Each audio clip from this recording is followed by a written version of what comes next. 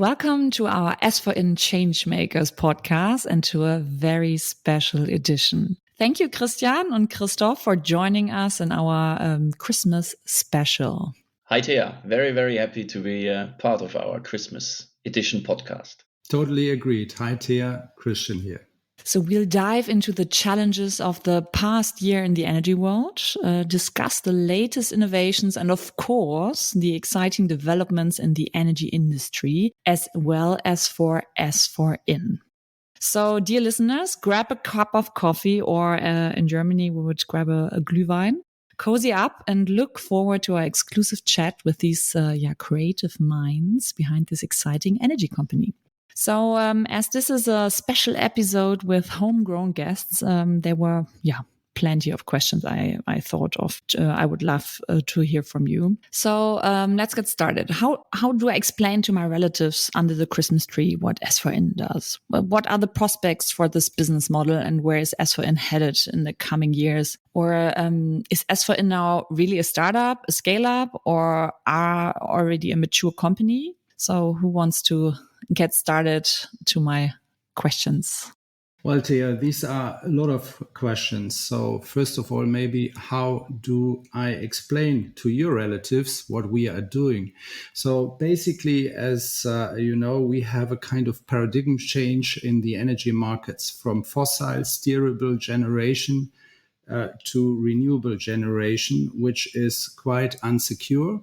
And therefore, especially in the power markets, flexibility is needed from customers, from consumers, and from especially from heavy energy users. And that's it. That's what we supply.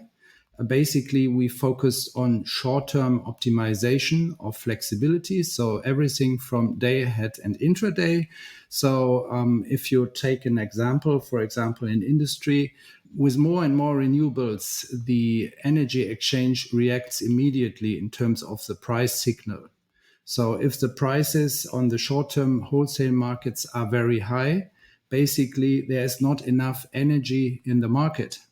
Maybe it's a day without sun and without wind. So what we do now, we have assets. We are connected to the assets of our customers. Then we reduce the energy consumption of our customers. And so we balance again the energy markets and vice versa. If there's a lot of wind and a lot of sun, there's too much electricity in the markets, then we increase consumption of our customers. It's called demand response. And that's basically our business. So what are the prospects, you ask? Basically, you can say flexibility with more and more renewables is the gold of the energy markets in the future. And it's absolutely needed. And that's what we supply with the flexibility of the assets of our customers. Even the assets are already there, for example, in industry. So there are no further investments needed. Where are we heading in the future, as you ask? Well, basically, it is a European development. So more and more renewables, that's politically decided, that's the future. And so therefore, we want to expand the energy business of ESFORIN, supplying flexibility to the markets in Europe, and maybe in the next steps also in the US, in Australia, or in Japan. So that's our future, to expand this quite successful business for flexibility, the gold of the energy markets in the future. And that's all in all within our vision, where we say that basically together with our customers, with our team and our partners, we want to create a green and at the same time secure energy system. So as said, together with our customers and partners, we want to enable the integration of renewable assets, of renewable energy generation into the markets. And we want, therefore, to reduce the energy costs also for our customers. And we are convinced this is not only possible in Germany. This is a development which will at least be all over Europe, connected with the markets. So therefore, we want to expand also and go international in the future. Yeah, and maybe besides going international with our core product, the flexibility trading as a service in electricity markets. Basically, looking back at 2023, we've already started trading gas flexibilities as well. And that was, I think, really an important addition to our product portfolio based on the shortage or the potential shortage of gas throughout Europe, especially in winter 22-23. And looking at the winter 23-24, well, we and our customers, we are ready to trade gas flexibilities in addition.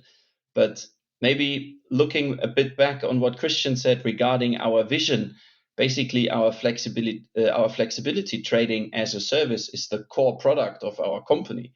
And we've built a platform connecting customers' assets with the wholesale markets. So as Christian explained, renewable generation comes basically with a forecasting error.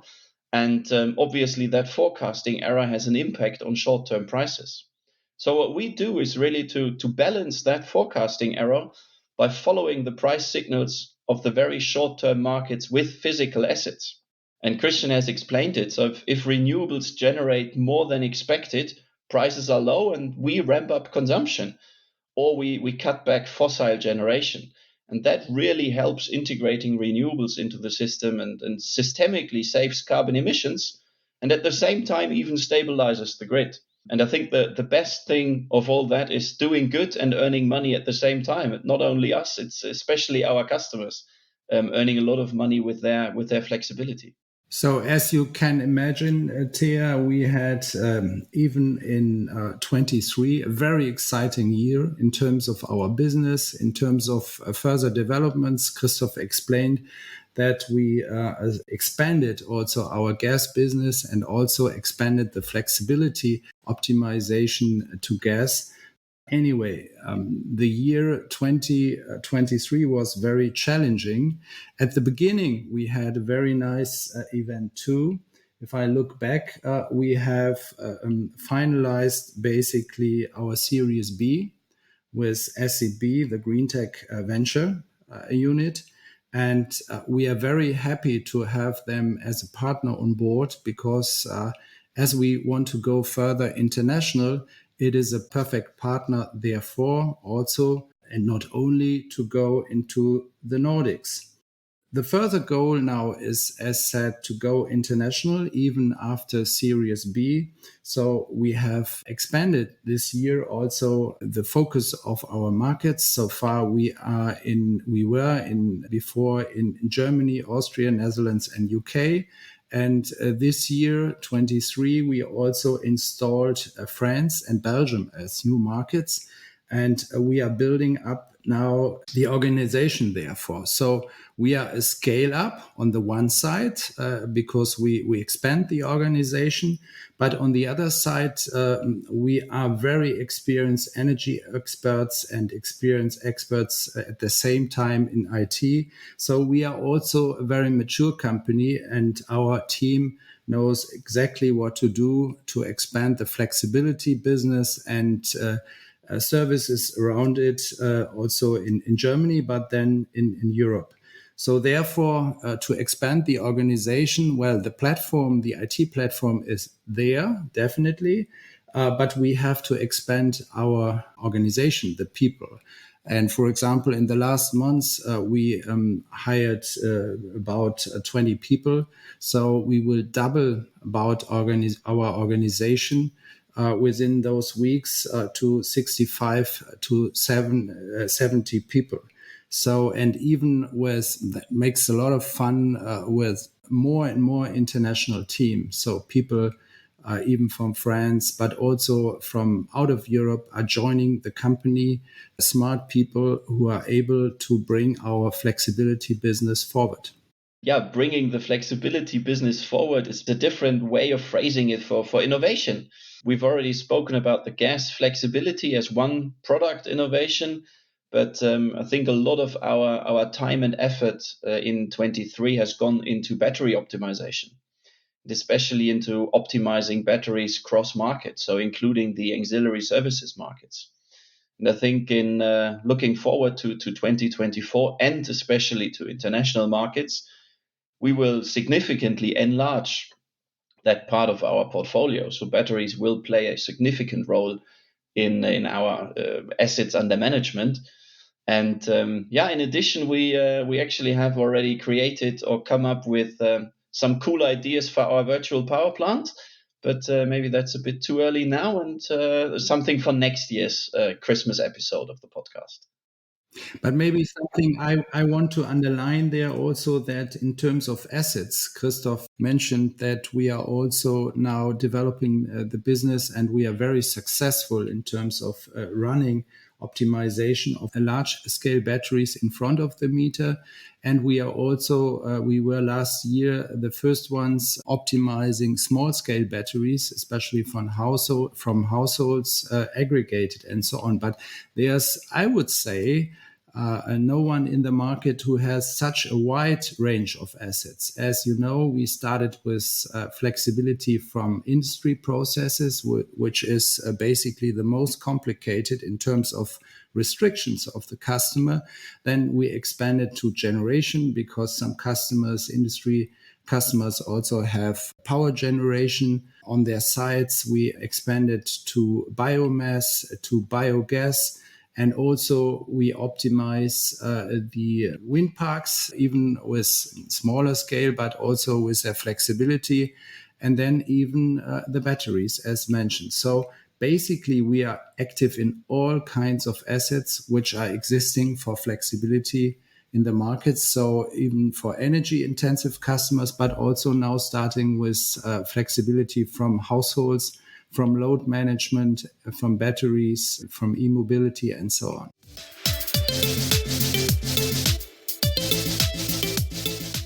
You just emphasized our know-how and our innovations as market leaders for flexibility marketing in the short-term markets. And our expertise was high and is high in demand by relevant stakeholders. You mentioned a few asset types, but we were also high in demand in the press. We were covered and featured in the Handelsblatt, in the German ZFK, Wirtschaftswoche. But also politicians and NGOs have also recognized the value of flexibility and are asking for our assessment of how further flexibility can be introduced to the market to enable the energy transition. So a question for you too. What tools are currently discussed in public or in our company? What do you think the prospects of success are to implement specific regulations or ideas regarding flexibility? Well, you're right. I think we could say that flexibility is becoming more or less a mainstream topic at the moment. And as we are, as you explained yourself, we are in the market since 2016 with our flexibility trading as a service. So I think we are the most experienced flexibility trader out there, and therefore we are very honored to be asked by NGOs, by politicians, and so on. About our opinion. To be honest, flexibility as a mainstream topic in 2023, that was a little different back in 2016 when we approached the first customers and actually started to trade flexibilities in the continuous intraday market. Nevertheless, although it has developed a lot since 2016, still a lot of hurdles are to overcome. And I think without going into all the details, one major thing as well for large industrial customers as for private consumers is basically the grid tariff regulation. I think that should be changed rather sooner than later. I think we could even say time of use tariff is the new baseload. And with time of use tariffs, basically, the smart meter rollout is another key aspect of integrating household flexibility that Christian mentioned, of integrating EV charging, of integrating heat pumps into the market. And last but not least, it's batteries. And even for the front of the meter batteries, really the large scale systems, for some reason by regulation, they are currently not really seen as helpers in the system, but sometimes actually even even bringing problems to the system. And I think especially the grid connection process should be speeded up, and we should rethink the way we look at batteries as system stabilizing assets. So maybe, as Christoph said, our organization is very experienced long term since 2016. So we believe that in parts the framework, even from the political side, have to be adapted. Christoph mentioned the grid fees in certain topics. And also, I think besides the systems services, more important and more flexible, the intraday markets, they have to be supported. They have to get even more liquidity, or in some countries, even in Europe, have to be created finally to have a continuous intraday to market and to optimize the flexibility of energy.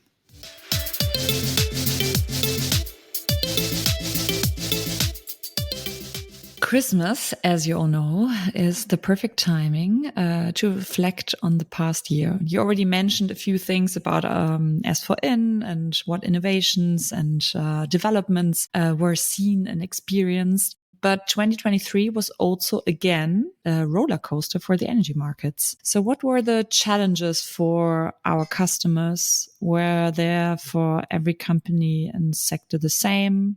How would you see the developments in the energy markets? Are there any favorable developments or similar to the anticipation of presence at Christmas time? Energy experts are also more or less excited about price developments in the power market. How do you see 2024 and what factors will influence them? So who wants to go first this time? Christoph, perhaps. Yeah, maybe I'll take on the first part of your questions, and then we see what Christian has to add to that before we go to the miracle of price prediction. 2023 was challenging, especially for certain segments of our customers. Let's think about the industrial customers who basically had to cope with the cooling of the economy, and at the same time still with the very high price levels. And that led basically to many of them cutting back production as a short-term answer to those challenges. I think the long-term effects are even more unfortunate, as many industrials currently rethink their investment behavior into Germany's or into Europe even. That's maybe the flip side of 2023. But on the other hand, well, we've seen massive price spreads. If I remember, in summer, we've seen 700 euros per megawatt hour price spread already in the 15-minute auction. And that simply supports flexible behavior and proves the showcase of flexibility, the business case of flexibility. Many of the customers that we have worked with over the last years, they were frontrunners and innovators, and they now really can start to harvest the results, the economic results of their flexibility efforts. We've already mentioned batteries. I mean, basically those price spreads, they create a whole new industry. The whole battery segment is on the rise. And that's not a German phenomenon, that's actually a European or even a global one. So I think despite seeing many challenges in 2023, that's maybe the bridge then to the price lookout to 2024. I also see many chances if you are willing to adopt to changing market conditions. Concerning price conditions and predictions, I leave it to Christoph. I just want to underline, I mean, we started with industry as our customer and asset segment. Well, the 2022 was exceptional. The price level rocketed, but still we have higher prices than before the Ukraine crisis this year. And this is especially for the industry a huge challenge. And Christoph mentioned that basically in Germany, because of also high energy costs, the industry doesn't invest anymore. I think I'm absolutely a fan of free markets, but basically here is also the whole system, including politics, demanded to create at least a certain bridge within the energy transition now for the next, 5 to 6 years, so that the industry has a chance to adapt to the new system. And also that price peaks, which will be there otherwise, can be still covered by the industry. So this was quite a challenging year for the industry, but also for us as a partner to optimize the energy costs. Still right now, because of the political crisis, if you take Germany, still some facts are open for next year. So I hope this will will be clarified soon. Well, Christoph, maybe with regard to price predictions. That's a tough one. So that's quite difficult. Maybe let me try it like this. Still, in many hours, power prices will be basically set by gas-fired generation. So that's therefore price predictions don't only lead us to the electricity market, but also to the gas market. And if I look at the dynamics of the gas market, I think price-wise, it really could go both ways from where we are today. Nevertheless, personally, I don't really see gas prices decreasing significantly over the near future. So I would rather add some, let's say, some fear or some pressure potentially to the price levels. And that would mean that I expect on the electricity market rather high fossil-based marginal prices in case wind and solar generation is not sufficient. And that then basically leads to massive spreads once it's windy or sunny outside because of the renewable added capacity. And I think looking from a flexibility point of the market, at the market, I think 2024 will be extremely attractive for flexible assets of all kinds.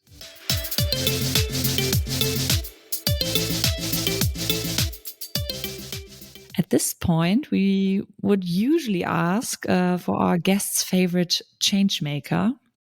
But today, we want to deviate from protocol and leave you with a Christmas question from the interview. So what needs Santa Claus to do to become your favorite changemaker in 2024 regarding ESFORIN's business, of course? Let's start with one of you, Christian. Maybe, Thea. We have said that we are market leader in flexibility trading. We are also, I think, a kind of innovation leader in that area.